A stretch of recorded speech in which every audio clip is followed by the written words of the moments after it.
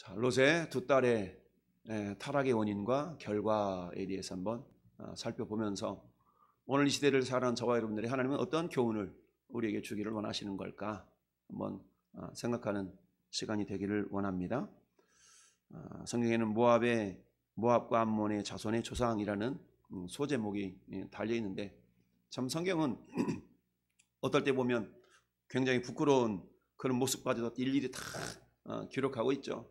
왜냐하면 성경은 윤리도덕적인 책이 아니라 하나님께서 어떤 역사를 이루셔서 하나님의 나라를 이루어가기를 원하시는가, 하나님의 나라에 대한 그런 어떤 비밀과 법칙이 담겨져 있는 책이기 때문에 때로는 우리 믿는 사람들에게도조차 낯뜨거운 그런 모습들이 기록되어 있는 것을 봅니다. 저 오늘 모습도 뭐 별반 다를 바가 없죠.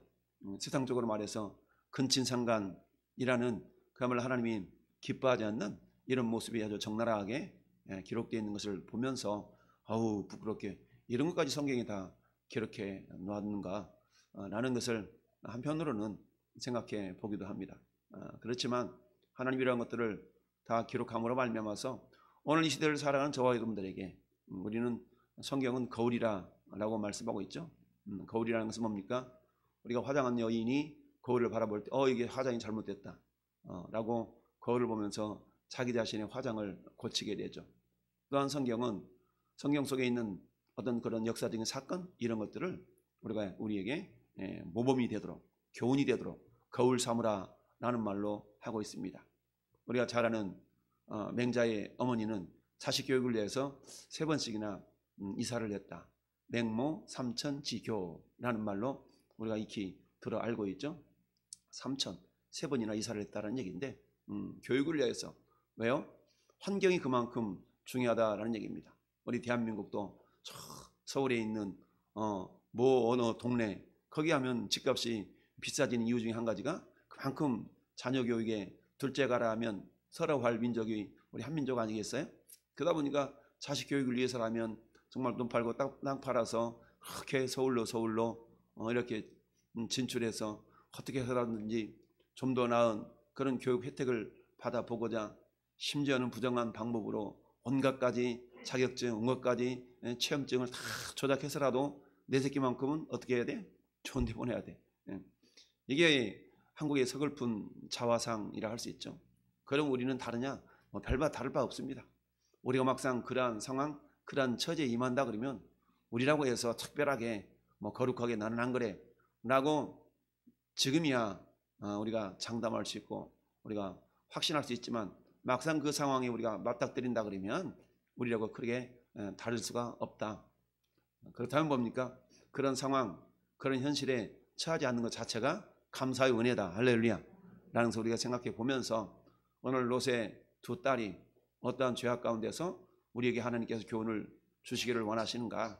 여러분 창세기 19장 잘 아는 것처럼 두 천사가 소돔과 고모라 땅을 멸망시키기 위하여서 정말 아브라함의 중보 기도를 들으면서 하나님께서 야 그곳에 의인 10사람만 있다면 내가 소돔과 고모라 땅 멸망시키지 않을 거야. 그 소돔과 고모라 땅 우리 오전에 어떻게 알아봤습니까? 저 동쪽 메소포타미아에 있는 네 나라의 연합군이 그야말로 구들라오메를 중심으로 해서 있었던 그 네 연합군이 소돔 고모라 지역에 있는 도시국가에 있던 5개 연합국을 정말 침략을 해서 그들로부터 조공을 받고 이런 삶을 살았는데 그들이 배반을 하니까 어때요? 침략을 해 쳐들어왔다. 쳐들어와서 소돔 땅에 살고 있었던 아브라함의 조카 롯마저도 사로잡아가고 모든 재물들을 다 약탈해 가는 지경에 이르게 되었다. 그랬는데 아브라함에게 당신 조카가 잡혀갔소라는 소식이 들려지게 되자 그야말로 자기 집에서 길리고 훈련받은 자 318명이 이끌고 저기 북쪽까지 쫓아가가지고 가서 되찾아 왔더라. 다 찾아왔더라. 야, 이 모습을 우리가 보면서 3가지의 교훈을 우리는 생각해 봤습니다. 결국 이웃사랑의 모습이 있지 않고서는 이것을 행할 수가 없었다. 그 이웃사랑의 근거에는 생명을 내어놓는 헌신된 모습, 이 헌신된 모습이 있었기 때문에 하나님은 아브라함의 이런 모습을 보시고 멜기세덱이라는 그야말로 살렘 왕을 보내서 아브라함을 축복해 주었다. 그렇다면 간 우리는 어떠한가? 우리는 하나님의 은혜로 여길 줄 아는 그런 마음이 있는가? 여러분, 은혜로 여기지 못하는 그런 마음이 있다는 것은 그 이전 단계로 돌아가 보라고 그랬죠. 내가 하나님 은혜를 느끼지 못한다? 하나님 앞에 신앙생활에 기쁨이 없다? 그럼 전 단계를 돌아보는 거예요. 왜 하나님이 베푸신 은혜를 내가 깨닫지 못하고 있는가? 그 전 단계, 우리의 신앙 고백, 우리의 신앙이 분명한가? 내 신앙 고백이 분명한가를 거슬러 올라가 봐야 되겠죠. 내 신앙 고백이 분명하지 않다면 나는 천국과 지옥을 믿고 있는가? 내가 천국과 지옥을 믿고 있다면 믿는다면 그렇지 않죠. 믿지 못하니까 그런 거죠. 그러니까 천국과 지옥을 믿지 못하면 그 다음에 어떻게 해야 됩니까? 마태복음 18장이나 마가복음 9장에 나타나는 것처럼 나에게 믿음을 더하소서. 믿음을 더해달라는, 그렇죠? 믿음이 없이는 하나님을 기쁘시게 할 수 없기 때문에 어떻게 해요? 아우, 믿고 싶은데 안 믿어져. 맞는 말이죠. 믿음이라는 것은 내가 그래 믿을게 해서 믿어지는 게 아니거든요. 그 믿음조차도 하나님이 주셔야만 됩니다. 할렐루야. 감사하게도 우리가 그 하나님께서 하시는 모든 역사하심을 우리가 믿는 믿음이 우리 안에 있다는 것은 이미 우리는 기적을 경험하고 있는 기적의 세대다라는 것을 우리가 알고 기뻐하고 감사할 수 있어야 됩니다. 할렐루야. 그렇다면 하나님이 어떻게 해야 하나님께서 기뻐하실까라는 것을 우리가 늘 생각하면서 묵상하는 가운데 우리의 매일매일의 삶이 이루어져야 될 터인데, 여러분, 롯은 출발부터가 잘못되었다는 것을 우리는 익히 알고 있어요. 자, 아브라함과 롯이 함께 하란 땅을 떠나죠. 저 갈대우리에서 정말 아버지 데라를 통해서 자기 손주 롯도 데리고 아들 아브람도 데리고 아버지 데라가 떠났지만 하란 땅에 머물면서 하나님이 부르심에 다시 아브라함은 어때요? 아브라함과 자기 마누라만 데리고 나오는 것이 아니라 자기 조카까지도, 아마 롯이 그랬던 것 같아. 나 삼촌 따라갈 거야. 나 삼촌 따라갈 거야. 막 아마 이랬던 것 같아.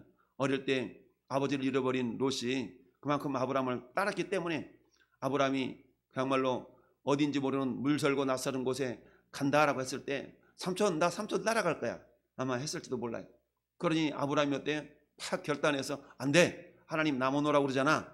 라고 떨고 떨이지 못하고 그 아비 없는 아버지 없는 조카 롯을 데리고 함께 가나안 땅에 들어갔던 거 아니겠어요? 그러니까 아브라함의 출발점은 하나님의 말씀을 쫓아갔고, 창세기 12장에 나타나는 말씀이 그거 아니겠어요? 아브라함은 말씀을 쫓아갔고 롯은 누구를 따라갔어요? 롯은 아브라함을 따라간 거죠.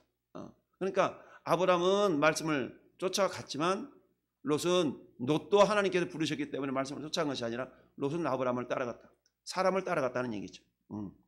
그러나 사람을 따라갔던 롯이 끝까지 정말 겸손하게 삼촌 아브라함이 어떻게 생활하는가를 잘 엿보면서 그렇게 살았으면 되겠지만, 또 하나님의 뜻은 어땠어요? 하나님의 뜻은 본토 친척 아버지 집을 따르게 하는 것이 아버지 하나님의 뜻이었기 때문에 이렇게 또 분리될 수밖에 없는 그런 어떤 상황이 있었던 것이죠. 그런데 그때의 롯의 선택은 어땠어요?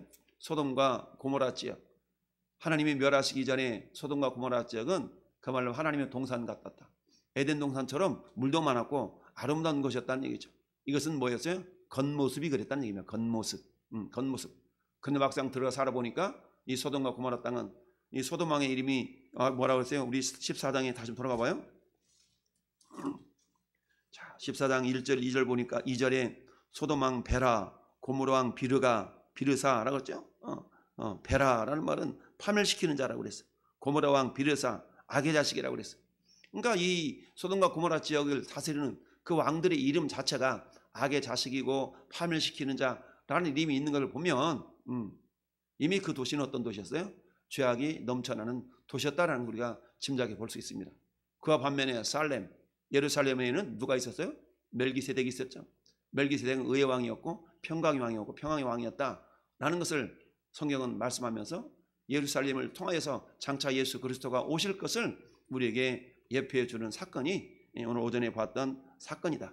자, 하나님께서 소돔과 고모라 성의 죄악의 소리가 너무 들려지니까 하나님 두 천사와 함께 과연 이들의 부르짖음이 정말인가, 과연 그렇지 않은가 내가 가서 보고 알려 하노라. 전능하신 하나님이 몰라서, 전지하신 하나님이 몰라서 확인해야만이 아시는 그런 하나님이 아니라 하나님은 때 그런 과정 속에서 소돔과 고모라 백성들에게 회개할 기회를 주시고자 두 천사를 보냈지만 그 하나님의 죄악이 관영한 그들에게는 이미 동성애라는 그런 어떤 죄악의 관영이 있었기 때문에 두 천사가 아름다운 모습이었나 보죠. 이 끌어내라. 내가 그들과 상관하리라. 그런데 그 모습이 장성한 성인들만의 모습이 아니라 노소를 막론하고 어린애들부터 어린이까지 그야말로 죄가 관영한, 죄가 넘쳐나는 그런 모습이 횡행한 그런 지역이 소돔과 고모라 지역이었다라는 얘기죠. 결국 두 천사가 야 역시나 말로 듣던 대로 그 모습이구나 라고 하면서 롯에게 뭐라고 얘기합니까? 롯아, 네게 속한 사람이 이것뿐이냐? 자, 네게 속한 사람을 다 불러내라. 이 성에서 떠나라. 하나님께서 이 성을 멸하시려고 그런다. 롯이 이 소리를 듣고 깜짝 놀라죠. 야, 큰일 났다. 그러면서 가장 먼저 생각나는 것이 뭐예요? 자기 사이들이 생각나지 않았겠어요? 사이들을 불러서 얘기합니다. 하나님께 이 성을 멸하고 하니 빨리 이 성을 탈출해야 된다 라고 했더니 뭐예요? 아이고 장인어른 농담 마세요. 지금껏 아무 일도 없었는데 무슨 그런 이상한 말씀을 하세요? 점잖게 그렇게 얘기했을지도 모르죠. 이 말을 듣지 않았던 이 모습을 천사들이 보고 어때요? 롯과 그 가족들 이끌으려고 그러니까 자 여기서 1차적인 문제. 자 롯이 심령 상태, 모습 상태가 어때요? 롯이 주저했다라고 성경은 말씀하고 있습니다. 자 앞에 보니까 14절에 롯이 나가서 딸들과 결혼할 사이들에게 말라 이르기를 여호와께서 이 성을 면하실 터이니 너희는 일어나 이곳에 떠나라 하되 그의 사이들은 농담으로 여겼더라. 15절 보니까 동틀 때의 천사가 롯을 어떻게 했어요? 재촉했어. 왜? 하나님의 심판이 빨리 다가오고 있으니까 빨리 안전하게 떠나야 되는데 재촉했다는 얘기는 어떤 의미가 있어요? 16절 말씀에 롯이 지체했다는 얘기입니다. 여러분 지체했다는 얘기는 왜 지체했어요? 미련이 많아. 왜? 지금껏 소돔과 고모라 성에서 누렸던 육신적인 안락함, 육신적인 기쁨, 육신적인 어떤 쾌락 이런 것들이 이미 젖어 있었다는 얘기죠. 그러니까 이런 것들 다 내버려 두고 떠나기가 너무 아쉬운 겁니다. 너무 아쉬웠다는 얘기죠. 우리도 그럴 수 있지 않습니까? 예수 믿는 사람들이 하나님은 내가 걸어가니 너희도 걸어가라 라는 명령을 듣고 우리가 살아감에도 불구하고 우리는 어때요? 구별된 삶을 살기보다는 그들과 동화되어져서 세상 사람들이 즐기는 그 즐거움을 내가 함께 즐기는 그런 모습으로 우리가 살아가려고 하는 그런 모습들이 우리 가운데 있지는 않은지 우리가 생각해 볼 수가 있어야 됩니다. 우리 흔히 그런 얘기하지 않습니까? 저들도 다 그러는데 뭐 쟤들도 다 그러는데 왜 나만 가지고 그래? 우리가 우리 자녀들을 양육할 때 흔히 듣는 이야기 중에 한마디가 그런 말 아니겠습니까? 왜 나만 가지고 그래? 라는 말을 하는 경우가 있어요. 쟤도 그러잖아. 쟤도 그러잖아. 저 아이도 그러니까. 근데 저도 누구예요? 저도 예수 믿는 애인데. 저도 예수 믿는 사람인데 예수 믿는 사람인 쟤도 그러는데 왜 나만 가지고 그래? 또는 뭐라고 합니까? 요즘은 애들 다 그래요. 요즘 아이들은 다 그래요. 라는 말로 우리조차도 동조하고 있지는 않은가? 우리 자신을 우리가 돌아볼 수 있어야 됩니다. 하나님은 시대와 상황은 변했다 할지라도 하나님의 진리의 말씀은 변하지 않죠. 할렐루야. 내가 걸어가니 너희도 걸어가라. 이것은 진리의 말씀입니다. 이 말씀은 변하지 않는 거거든요. 할렐루야. 그런데 롯은 어땠어요? 소돔과 고모라 성이 멸망당하니까 빨리 떠나가라, 빨리 나가라 하는 그 하나님의 메신저인 천사들의 말을 듣고도 뭐했다? 지체했다라는 얘기예요. 지체했어. 우리도 머뭇거리는 신앙인은 아닌가? 지체했어. 왜? 세상이 너무 좋거든요. 세상이 너무 좋아요. 어떤 분이 우스갯소리로 그런 얘기합니다. 아니 목사님 왜 죽을 병에 걸린 사람을 그렇게 인공호흡도 하고 있는 그 사람을 살려달라고 그렇게 기도하냐고. 천국이 그렇게 좋으면 죽도록 내버려 두지 왜 그렇게 살게 하자고 이렇게 기도하냐고. 어떤 분이 옆에서 막 그러더랍니다. 맞는 말인 것 같지만 또 틀린 말이기도 하죠. 왜 그래요? 우리가 살아있는 날들 동안에 하나님 뜻을 이루어드리는 축복의 통로들로, 생명의 통로들로 우리는 어때요? 사명을 다 감당할 수 있어야 됩니다. 할렐루야. 또한 뭡니까? 우리가 이 육체를 가지고 이 땅에 살아갈 날들 동안에 우리 영적인 신분이 결정이 되거든요. 영적인 신분이 결정이 되는데 어때요? 그 영적인 신분은 내가 이 땅에서 어떻게 주와 복음을 위해서 살았느냐에 따라서 결정이 되어지고, 한번 결정된 영적인 신분, 영적인 부활의 영광, 이것은 영원히 가는 거거든요. 할렐루야. 그렇기 때문에 우리가 목숨이 붙어있는 날들 동안에는 어때요? 최선을 다해서 어떻게 해서든지 여러분, 사도 바울이 갈라디아서 교회를 통하여서 갈라디아서 6장 7절에 그렇게 말씀하지 않습니까? 하나님은 만월의 영을 받지 아니하니 하나님이 무엇으로 심든지 그대로 거두리라. 할렐루야. 너희가 선을 행하되 낙심하지 말아라. 피곤하지 아니하면 때가 이르면 거둔다. 근데 그 때까지 인내하기가 참 쉽지가 않은 거죠. 왜? 세상 사람은 다 그런데 왜 특별히 우리만 그러냐고. 왜 특별히 우리 교회만 이래야 되냐고. 다른 교회들 보세요. 다른 교회들은 이렇게 예배 드리는데 왜 우리 교회만 이래야 되냐고. 이렇게 말하는 경우도 없지 않아 있을 수가 있지 않습니까? 그러나 때요, 우리는 세상 사람들이 그러하니까 그런 것이 아니라 하나님이 기뻐하시는 일이 무엇인가를 우리가 찾아서, 할렐루야, 세상 사람들이 그러하지 않는다 할지라도 하나님이 원하시고 하나님이 기뻐하시는 일이라면 우리가 그 일을 선택해서 나아가는 것이 그리스도인의 삶의 모습이다라는 얘기죠. 할렐루야. 하나님께서는 롯의 손목을 잡아 이끌었습니다.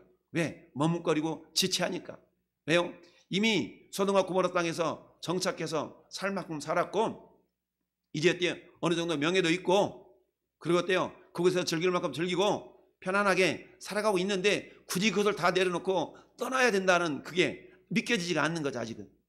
아직 믿겨지지 않는 겁니다. 이것은 마치 어때요? 노아를 통해서 하나님께서 물로 세상을 심판하실 때 그 모습과 진배에 다를 바가 없다라는 얘기입니다. 이 모습을 누가복음 17장에서는 이렇게 기록하고 있습니다. 누가복음 17장에서 성경은 이렇게 말씀하고 있어요. 자, 노아의 때에 된 것과 같이 인자의 때도 그러하리라. 노아가 방주에 들어가던 날까지 사람들이 먹고 마시고 장가들고 시집가더니, 먹고 마시고 시집가고 장가든다는 얘기는 뭐겠어요? 전혀 영적인 것이 아니라 육적인 것에 침투했다는 얘기거든요. 홍수가 나서 그들을 다 멸망시켰으며 또 롯의 때와 같으리니 롯의 때와 같으리니 사람들이 먹고 마시고 사고 팔고 심고 짓더니, 이건 뭐예요? 철저하게 육적인 생활이죠. 영적인 모습이 전혀 없는 거예요. 이게 소돔과 고모라 성을 멸하시기 직전의 그 모습과 하나님이 노아를 통하여서 물로 세상을 심판하기 직전의 상황과 그게 다를 바가 없다는 얘기예요. 그럼 오늘날은 다르냐? 인자의 때에도 그러다. 인자의 때 무슨 말입니까? 예수님이 재림하실 그때에도 비슷하다는 얘기입니다. 그럼 오늘의 현실을 우리가 한번 돌아보면 되겠죠? 오늘의 현실은 어때? 특별히 다른가? 라는 관점으로 바라볼 때 오늘의 현실도 크게 다를 바가 없다. 그렇다면 주님이 곧 오시겠네? 라는 경각심을 가지고 어때요? 그런즉 깨어있으라. 우리 주님이 마태복음 25장에 열처녀의 비유를 통해서 말씀하십니다. 슬기로운 5처녀는 신랑과 함께 예식에 들어가잖아요. 그런데 미래는 5처녀는 열어주소서 말하되 뭐라고 얘기해요? 내가 너희를 도무지 모른다 라고 말씀하죠. 이 모습을 결론을 이렇게 짓습니다. 따릅시다. 그런즉 깨어있으라. 그런즉 깨어있으라 라고 성경은 결론을 짓고 있습니다. 그런즉 깨어있으라. 그런즉 깨어있으라. 그렇습니다. 오늘 롯의 두 딸의 타락의 원인은 무엇인가? 이미 소돔과 고모라 땅을 선택한 선택 자체가 잘못되었다는 얘기죠. 성경은 물론 사도 베드로를 통해서 롯을 의인으로 인정하고, 그리고 히브리서 기자도 롯을 의인으로 기록하고 있지만, 내가 아무리 의인이면 뭐합니까? 의인이 의인으로서 삶을 드러내지 못하고 살아간다 그러면 신분은 의인이지만 그러나 의인의 열매가 전혀 없었다라는 얘기죠. 아브라함의 중보기도가 뭐였습니까? 의인 10사람이 있다면 하나님 악인과 의인을 함께 멸하실랍니까? 하나님의 공의에 근거한 중보기도 아니겠어요? 하나님은 악인과 의인을 함께 멸하시는 것이 하나님의 공의는 아니다. 그렇다면 50명에서 45명에서 40명에서 30명에서 20명에서 10명, 최소한 의인의 10명 정도는 있겠지라는 아브라함의 기대. 왜요? 자기 조카 롯만큼은 어때요? 의인으로 여겼고 의인으로 생각했고, 그렇다면 롯의 아내와 롯의 두 딸과 그리고 롯의 사이, 그리고 적어도 자식 둘째를 낳았더라면 10명은 되겠지 라는 생각을 했던 거죠. 최소한 한 가문, 한 가정만큼은 미리미 제도로 있었다면 그 소돔과 고모라 성은 멸망당하지 않았을 것이다. 그러나 롯의 가정조차도, 롯의 가문조차도 온전한 미래의 모습을 그들 속에서 빛과 소금으로 영향력을 발휘하지 못하고 오히려 영향을 받고 말았던 거죠. 왜요? 그렇게 보니까 너무 좋거든. 육체적으로 너무 좋거든. 그러니까 어때요? 그 모습을 쫓아 살다 보니까 결국은 그런 삶 속에 젖어들게 되고 말았다라는 얘기입니다. 자기 육체를 위하여 심는 자는 육체로부터 썩어질 것을 거두고 성령을 위하여 심는 자는 성령으로부터 영생을 거두리라. 우리가 선을 행하되 낙심하지 말지니 포기하지 아니하면 때가 이름에 거두리라. 할렐루야. 육체를 위하여 심는 자는 썩어질 것을 거둔다. 롯과 그의 아내와 두 딸이 소돔과 고모라 땅에서 심었던 것은 무엇을 심었어요? 썩어질 것을 심었다는 얘기입니다. 썩어질 것을 심었어요. 결국 어때요? 그 열매는 썩어질 것을 거두게 될 수밖에 없었다라는 얘기입니다. 그런데 그 썩어질 것에 마음을 취했던, 마음을 공들였던 롯과 그의 아내, 그녀 때 지체할 수밖에 없죠. 왜? 다 두고 나와야 되는 그 자체가 아쉬운 겁니다. 그러자 선사들이 어떻다고 그랬어요? 선사들이 이끌어냈다. 그 사람들이 그들을 밖으로 이끌어냈어. 자발적으로 나온 게 아니야. 이끌어냈어. 말을 듣지 않으니까 아브라함의 중보기도가 없었다면, 이 하나님께서 두 천사를 보내서 이렇게까지 이끌어내셨을까라는 생각을 우리가 해봅니다. 따라서 나의 기도 때문에, 나의 기도 때문에 그 누군가를 하나님이 구원하지 않으면 안 되는, 구원할 수밖에 없는 그런 하나님의 어떤 열심, 이런 열심의 근거가 저와 여러분의 기도이기를 바랍니다. 저와 여러분의 믿음이기를 바랍니다. 이끌어냈어. 그러면서 어떻습니까? 자, 저 산으로 도망해서 멸망함을 면하라라고 했어요. 산으로 도망하라고 했어요. 산으로 도망하라. 여러분, 예수님이 무리들을 가르치실 때 신앙의 수준에 따라서 말씀하신 내용이 다 달라요. 해변에서 앉아있는 무리를 향해서 주님이 배를 타고 가르칠 때에 그 내용의 말씀과, 그리고 베드로, 요한, 야고보를 데리고 저 산꼭대기로 올라가서 전해주신 말씀과 말씀이 다 달라요. 베드로, 요한, 야고보는 어때요? 산의 정상으로 가서 그곳에 뭘 봤습니까? 엘리야를 보고 모세를 보고 하나님의 음성을 들었어요. 이것은 뭡니까? 하늘의 신앙이 일하다는 얘기입니다. 하나님께서 롯에게 산으로 도망하라 라는 그런 말씀 속에서는 이제는 뭡니까? 세상과 단절하라, 세상과 결단을 내리고 단절하라라는 그런 의미로 산으로 떠나라, 올라가라 라고 말씀하셨음에도 불구하고 롯의 생각에는 어때요? 그건 너무 멀어요. 가기 힘든데요.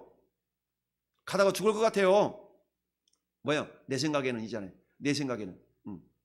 우리 19절 한번 같이 읽어볼까요? 19절 시작. 주의 종이 주께 은혜를 입었고 주께서 큰 인자를 내게 베푸사 내 생명을 구원하시오나 내가 도망하여 산에까지 갈 수 없나이다. 두렵건대 재앙을 만나 죽을까 하나이다. 아멘.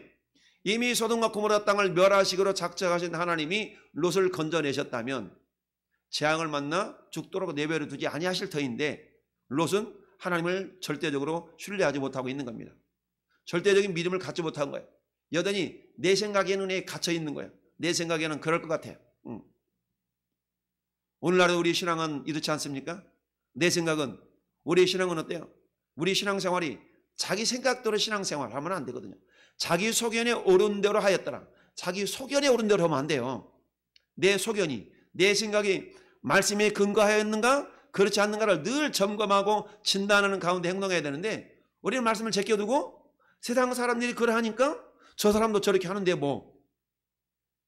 우리 신앙의 기초를 철저하게 말씀에 두는 것이 아니라 사람의 기초를 둘 때에 목사님 저 김 집사도 저러는데 꼭 나한테 그러세요. 우리 목사님 저 이 집사도 저러는데 꼭 저한테 그러세요.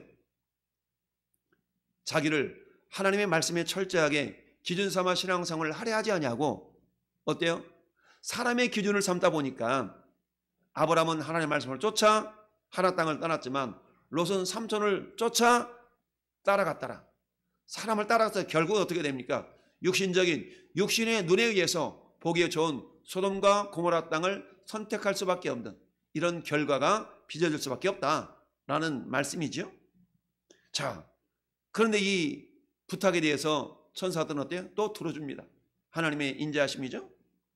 그러면서 저 성읍은 도망하기에 가깝고 작기도 하니까 나를 그곳으로 도망하게 하소서. 이는 작은 성읍이니까 아니니까 내 생명이 보존되리라 라고 하면서 소알이라는 작은 성으로 도망을 했네. 그래? 알았다. 이 일에도 네 소원을 들었은즉 네가 말하는 그 성읍을 멸하지 않겠다. 그리로 속히 도망가라. 거기 이르기까지는 내가 아무 일도 행할 수 없노라. 그렇게 도망하는데 어때요? 도망할 때 너희가 뒤돌아보지 말아라 했는데 어떻습니까? 그 안에는 뒤를 돌아본 거로 뭐가 되었다? 소금 기둥이 되었더라. 소금 기둥이 되었다. 26절 보니까 롯의 아내는 뒤를 돌아보았으므로 소금 기둥이 되었더라. 왜 뒤를 돌아봤어요? 미련이 남은 거죠. 차마 떠나기 아쉬운 거예요. 안타까운 거예요. 왜? 지금 자기가 지금껏 이루어놓은 것이 그곳에 있거든. 근데 지금껏 이루어놓은 그곳을 내가 내려놓고 가야 된다는 그 사실 자체가 너무 안타까운 겁니다. 여러분 어제 브라질인가? 어느 도시에서 산사태가 일어나서 230명이 죽었다고 그래요? 매몰되었어. 막 도망가는데 뭐 피할 겨를도 없이 막 깔려가지고 엄청나게 많은 사람들이 산사태 때문에 죽은 경우도 있어요. 지난주에 저 강원도에 산불 났을 때 어땠습니까? 막 도망가라 그러니까 어떤 분이 인터뷰를 하는데 뭐 옷까지만 겨우 가지고 도망한 거야. 뭘 가지고 나올 수 있었겠어요? 다행히 불길이 잡혀서 다시 집으로 돌아가는 그런 일이 있었지만 우리도 그러잖아요. 피하라 그러면 가장 귀한 것을 가지고 피해야 되는데 여러분 가장 귀한 게 뭡니까? 우리 목숨이 가장 귀하잖아요. 내 목숨이 가장 귀해. 근데 그 목숨마저도 우리 하나님이 지켜주지 아니하신다면 그 목숨을 우리가 부지해 나갈 수가 없는 겁니다. 롯의 두 딸내미가 자 이제 소알 성읍에 이르렀는데 근데 어때요? 가만히 보니까 30절 같이 다시 읽어봅니다. 롯이 소알에 거주하기를 뭐 했어요? 두려워하여 두 딸과 함께 소알에서 나와 산에 올라가 거주하되 그 두 딸과 함께 굴에 거주하였더니 라고 얘기합니다. 자, 이 죄의 씨앗이 지금 자라고 있는 것을 우리가 볼 수가 있는데요. 소알에 거주하기를 어땠어요? 두려워했어. 왜 두려웠을까요? 믿음이 없으면 두려움이 임하는 겁니다. 믿음이 부족할 때 우리에게 나타나는 현상 두 가지인가. 첫째, 사랑이 없으면 두려움이 생기게 돼요. 둘째, 믿음이 없어도 두려움이 생기게 됩니다. 할렐루야. 믿음과 사랑이 없을 때 우리 가운데 두려움이 임하게 돼요. 자, 여러분 보세요. 에덴 동산의 창세기 3장 8절부터 10절 사이에 우리 잘 아는 것처럼 아담과 하와가 선악을 알게 하는 열매를 먹지 말라 하신 하나님의 말씀에 불순종했을 때 그들이 선악과를 먹고 보니까 어때? 자기들의 벌거벗은 모습에 대해서 부끄러운 생각이 들었고 그것을 어때요? 무화과 나무 잎을 엮어서 치마를 만들고 나무 뒤에 숨잖아요. 하나님이 아담을 찾습니다. 아담아 네 어디 있냐? 도저히 내가 모르겠다. 그래서 물어본 게 아니죠. 아담아 네가 어디 있느냐? 아담이 대답합니다. 우리가 벗었으므로 두려워하여 나무 뒤에 숨었나이다. 두려워 숨었나이다. 그 두려움은 어디서 온 거예요? 불순종으로부터 온 것이죠. 하나님과 사랑의 관계가 깨어짐으로부터 오는 것이죠. 이처럼 소알성에 머물러 있음에도 불구하고 하나님 말씀은 뭐였습니까? 천사를 통해서 뭐라고 말씀하셨습니까? 21절에 그 성읍을 멸하지 아니하리라. 그 성읍을 멸하지 아니하리라 하신 하나님의 말씀이 천사를 통해 주어졌음에도 불구하고 오늘 30절 말씀에 소알에 거주하기가 두려웠다. 두려움이 임했다는 얘기는 뭐예요? 하나님을 신뢰하지 못했다는 얘기죠. 오늘날 급변하고 다변화된 이 사회, 이 시대에 우리가 살아감에 있어서 하나님을 향한 절대적인 신앙이 없다면 우리는 두려움에 휩싸일 수밖에 없어요. 왠지 모르게 내가 뒤처지는 것 같고 내가 도태되는 것 같고 이런 생각을 가질 수밖에 없습니다. 어떻게 살아가지? 라는 염려 속에서 우리가 휩싸일 수밖에 없습니다. 그러나 주님 뭐라고 말씀하세요? 아무것도 염려하지 말고 할렐루야. 오직 모든 일이 기도와 간구로 너희 구할 것을 감사함으로 하나님께 아뢰라. 할렐루야. 너희는 먼저 그의 나라와 그의 의를 구하라. 그러면 이 모든 것들을 너에게 더하시리라. 이런 믿음의 삶을 가지고 우리가 살아가야 되는데 세상 사람들이 그러지 않아요. 그러다 보니까 나도 모르게 어때요? 믿음으로 살려고 하다가도 세상 사람들이 저러는데 내가 그렇게 살지 않으면 내가 뒤처질 것 같아. 그러니까 어떻게 해요? 세상 풍조를 쫓아갈 수밖에 없는 그런 모습이라는 얘기입니다. 이런 모습을 바라보고 사도 바울은 에베소서 4장 13절 14절에서 그렇게 이야기를 하고 있는 것을 보게 됩니다. 에베소서 뭐라고 말씀하고 있습니까? 우리가 다 하나님의 아들을 믿는 것과 하는 일이 하나가 되어 온전한 사람을 이루어 그리스도의 장성한 분량이 충만한 데까지 이르리니 이는 우리가 이제부터 어린아이가 되지 아니하여 사람의 속임수와 간사한 유혹에 빠져 온갖 교훈의 풍조에 밀려 요동하지 않게 하려 함이라. 따라서 요동하지 않는 믿음. 요동치 않는 믿음을 갖게 하여서 하나님은 교회라는 공동체를 통해서 목사와 교사와 이런 선지자들을 세워서 성도들을 양육한다는 얘기입니다. 그래서 그 믿음이 장성한 믿음이 되도록, 할렐루야, 어린아이 신앙이 아니라 장성한 신앙이 될 때에 이 세상 풍조와 교훈에 밀려서 요동하지 않는 믿음, 견고한 믿음이, 믿음의 사람이 된다는 이야기예요. 할렐루야. 저는 여러분의 신앙이 주님을 닮은 견고한 신앙인이 될 수 있기를 바랍니다. 그럴 때 어때요? 그럴 때 세상 풍조에 밀려 요동하지 않는다는 거예요. 세상이 이러면 나도 이래야 될 것 같고, 세상이 저러면 나도 저래야 될 것 같고, 믿음으로 판단하고 믿음으로 행동하는 것이 아니라 세상 사람들이 그러니까 나도 그래야 되고, 세상 사람들이 이러니까 나도 이래야 되는 것 같은 그런 믿음을 살아가고 있다면 내 믿음은 롯과 같은 믿음인 거예요. 그러다 보면 어때요? 자기가 스스로가 여기 머물게 해달라고 하는, 소알성에 머물게 해달라는 그 부탁을 듣고 멸하지 아니하리라 라는 하나님의 약속이 있었음에도 불구하고 롯의 마음 가운데는 어때요? 소돔에 멸망당하는 그 나쁜 기억 때문에 여기도 멸망당하는 건 아닌가 라는 두려움이 임하게 되었다는 얘기입니다. 이것은 뭡니까? 하나님을 신뢰하지 못하는 불신앙의 요소였던 것이죠. 그러다 보니까 어때요? 그 소알성을 나와서 산에 올라가서 거주하되, 두 딸과 함께 어디에 거주했어요? 굴에 거주했어요. 여러분, 굴이라는 이미지를 생각해 보세요. 굴과 터널은 다르죠? 굴은 한마디로 말하면 뭐가 없어요? 빛이 없는 것입니다. 굴에는 빛이 없어요. 빛이 없다는 얘기는 어둠이 있다는 얘기죠. 어둠은 죄의 특징이 어둠 아니겠어요? 그래서 그때 굴에 거주하더니 큰딸이 작은딸이 이르되 우리 아버지는 늙으셨고 온 세상의 도리를 따라 우리의 배필될 사람이 이 땅에 없으니. 찾아봤어? 자기가 보고 자란 것이 소돔과 고모라 땅밖에 없으니까 자기 눈에 들여온 것은 그거밖에 없었다는 얘기죠.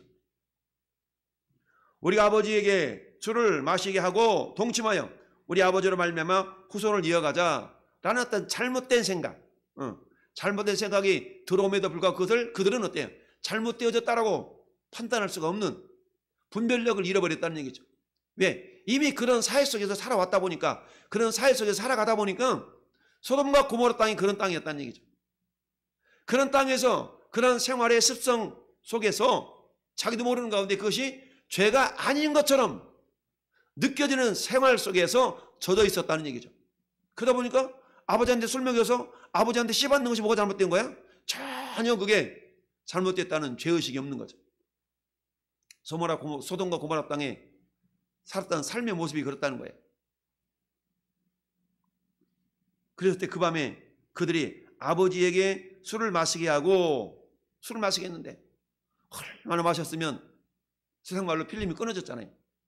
필름이 끊어져가지고 딸이 아버지한테 들어오는지 나가는지도 모르고 오늘 밤에 그랬으니까 내일 밤은 네가 들어가. 그래서 아버지한테 씨를 받게 되는 그런 어떤 그야말로 성경이 금하고 있는 근친상간을 범하게 되는 죄를 우리가 보게 됩니다. 그럼 어때요? 큰딸 작은딸이 결국 아버지로 말미암아서 큰딸은 아들을 낳아 이름을 모압이라고 그랬고, 모압의 조상이다. 작은딸도 아들을 낳아 이름을 베나미라 했으니 오늘날 암몬의 자손이 되었다. 암몬의 자손의 조상이 되었다. 여러분, 이 모압과 암몬이 어떤 심판, 어떤 저주를 받게 됩니까? 모압과 암몬은 하나님께서 뭐라고 말씀하시냐면 영원토록 너는 여호와의 총회에 들어오지 못하리라 라고 우리 하나님이 말씀을 하십니다. 자, 신명기 23장 한번 펴볼까요? 신명기 23장, 창세기, 출애굽기, 레위기, 민수기, 신명기. 신명기는 어때요?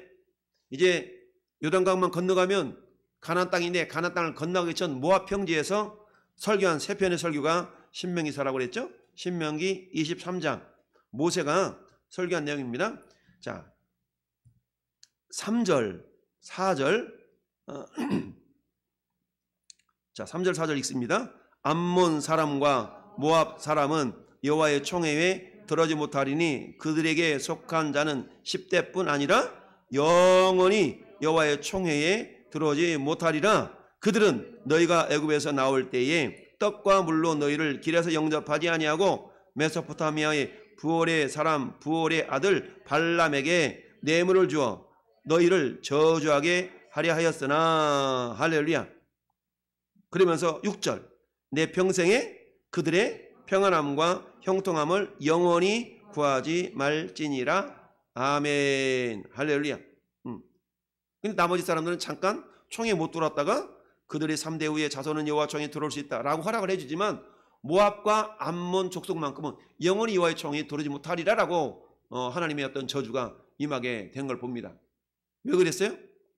이 근원은 어디로 올라가요? 롯의 두 딸을 통해서 태어난, 이처럼 죄악으로 태어난 이들의 어떤 모습, 그리고 이들의 후손을 통해서 결국 하나님께서 애굽에서 이스라엘 백성들을 건져내셔서 가나안 땅으로 가는 가운데 가장 극심하게 이스라엘 백성들을 방해했던 족속이 모압과 암몬 족속이에요. 그러니까 하나님께서 이렇게 말씀하시는 거죠. 암몬 사람과 모압 사람들은 여호와의 총회에 영원히 못 들어온다 라고 하나님께서 이들에게 심판과 책망을 보내시는 걸 보게 됩니다. 이 말씀이 어떻게 다시 한번 확정이 되는가 볼까요? 느헤미야 13장 봅시다. 느헤미야. 여러분, 느헤미야는 어때요? 느헤미야는 저 바벨론 포로에서 70년 만에 돌아올 때에 하나님께서 지도자로 세운 그런 느헤미야가 돌아오면서 느헤미야 13장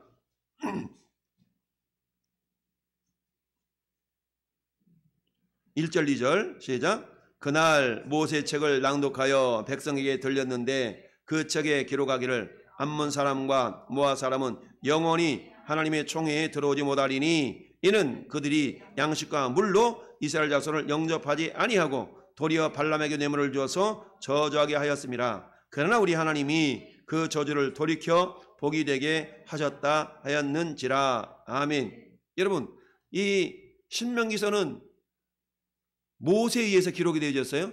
그렇죠? 모세에 의해서 기록돼서. 모세에 의해 기록된 얘기는 주전 1500년경에 기록된 책이에요. 느헤미야서는 주전 500년경에 기록된 책이에요. 그러니까 몇 년 차이가 나요? 1000년 차이가 나. 1000년이 흐른 그 이후에 이스라엘 후손들이 모세오경을 보면서 모압과 암몬 족속들은 영원히 여호와의 총에 들어오지 못하게 하셨구나 라는 걸 그때도 확인하고 있는 것을 보게 됩니다. 그 근거는 어디로 올라가요? 자기 이 조상이었던 롯에게 올라가는 겁니다. 그 롯은 어때요? 아브라함의 조카였지만 롯이 선택한 곳이 소돔과 고모라 땅이었다. 죄악의 도시였다는 얘기죠. 비록 하나님은 롯을 의인으로 구별해 놓으셨지만 의인이었던 롯의 삶은 의인의 삶이 아니었던 거예요. 그것은 마치 오늘날 저와 여러분들이 성도이기는 하지만 성도로서의 삶을 사는 것과는 다르다 그랬죠. 나는 성도야. 나는 그리스도인이야.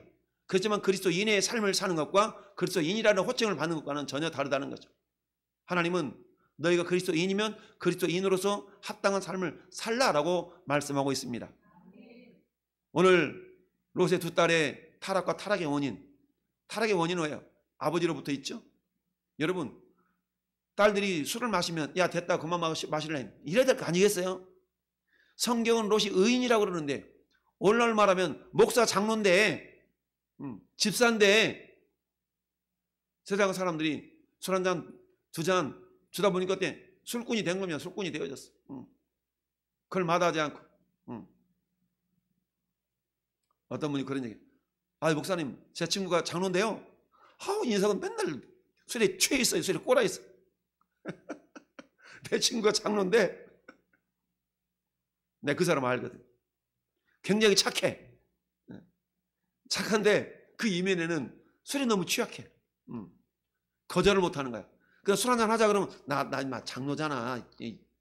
이러지를 못하는 거야. 그래서 술이 취해가지고 장로인데 술이 취해가지고 그 사람 알아.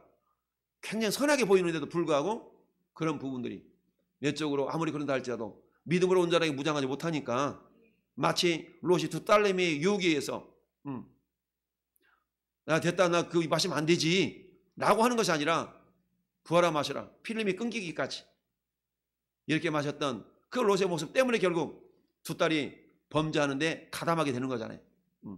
사는 성도 여러분, 전에 여러분의 신앙이 우리 자녀들 세대에게 지대한 영향력이 있다는 걸 기억하면서 우리부터 하나님 어떤 상황 가운데서도 타협하지 않는 신앙으로 할렐루야.